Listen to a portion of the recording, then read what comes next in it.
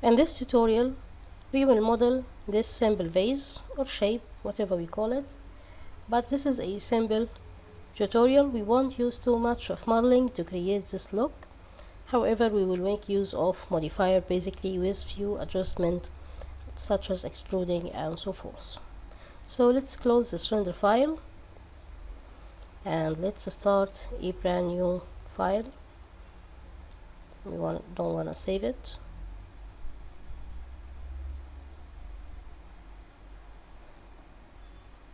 Because we will not make use of too much modeling, we will depend mainly on using modifiers. We will stick to perspective view.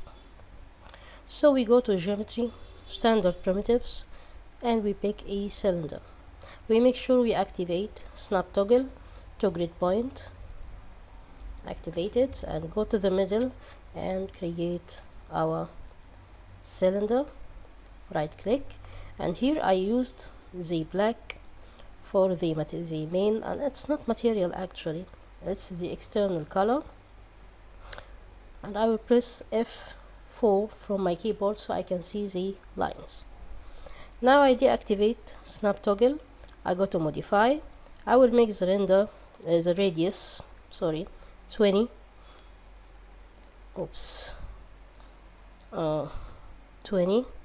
The height will be 80. Height segments, we can raise it up based on how much details we would like to have. So I make it something like 20. For cap segment, I keep it to 2, and for sides something divisible by 4, so 20 will be fine. Okay, now let's check what we have for materials here. I have this blue material. I will assign it to my selected object. Now I right click, convert to editable poly, and I change my mode to polygon mode.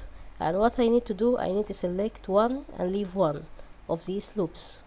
So I use selection, then shift to select the whole loop, control, select, shift, control, shift. I keep doing this until I finish all of these loops. Control shift, control shift, control shift. Oops, I missed this one.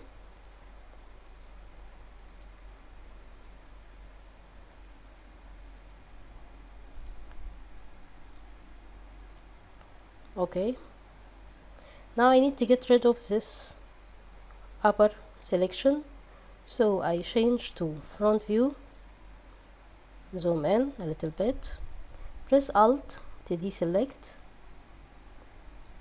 this, and press Alt again to deselect this, and we get back,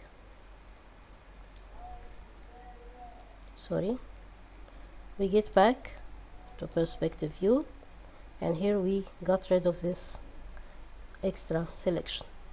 Now I need to extrude these faces, not much actually. Let's make the value 3 and press OK, and let's use few modifiers.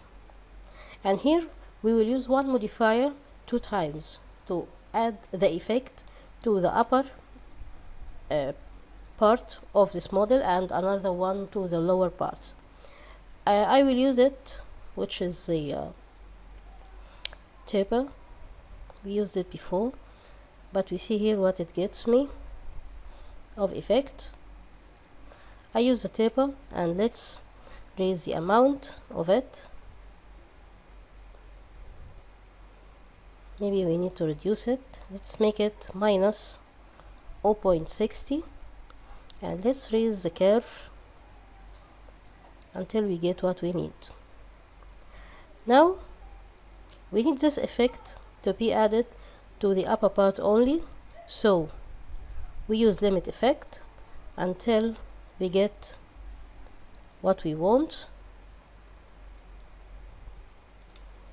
Okay,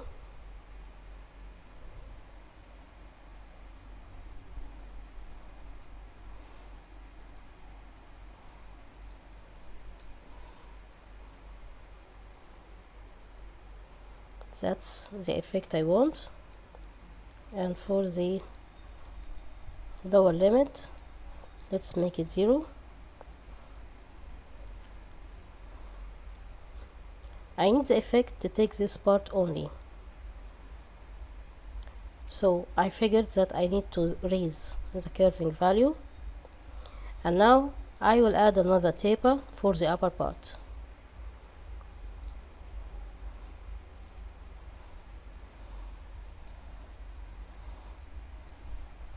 Limit effect. This time I raise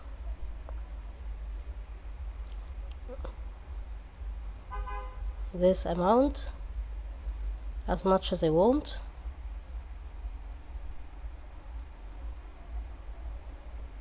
and here let's take this down, not much, and raise the curving value. Let's do some modification with this other one.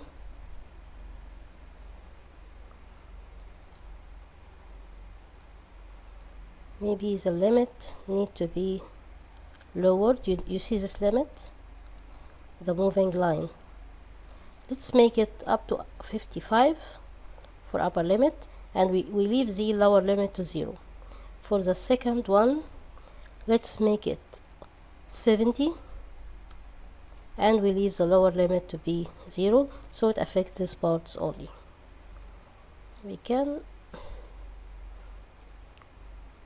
okay, let's make it 63, and we can reduce the amount. I want it to look like a bottle, like this. Now I need it to look more funny, so I use another modifier, which is a twist modifier, but it will not affect the editable body. It will affect these two tapers, and that's something I don't want, so I will drag him and put it right below these two tapers. So arrangement is very important in using modifiers. Now let's twist it, but not much, to have this lovely look of a vase. Maybe 200 is fine. I like it. So this way, with the least amount of polygon modeling, and this is these lessons in this course are for skills. Just you can practice. Of course you can check other parameters here and try modify it. It's not really modeling, it's basics of modeling or basic skills of modeling. And let's jump to the next tutorial.